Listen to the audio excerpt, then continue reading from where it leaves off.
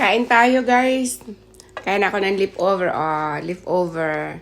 Niluto ko kahapon. Tapos yung sauce ni Nini na suskuday.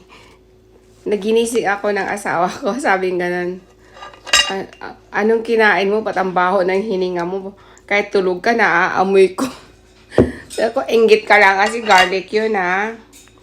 Dito day kain tayo, oh. Nagkakamay ako. So, usually talaga ayoko magkamay. Kanya lang ngayon, crabs eh. Paano ka magtitinidor pag or magcha-chopstick pag crabs.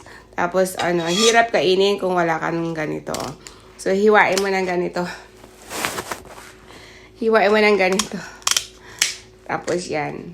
Tapos, magkaliwa. May pamukpok ako, pero yung pamukpok na natatapsikan ako. So, ito na lang.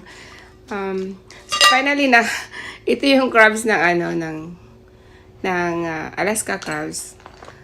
Ito. So, ginisa ko lang to sa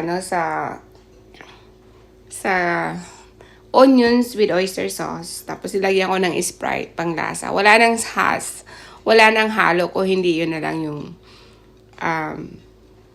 Sprite na lang. Wala nang bitsin. Walang bitsin.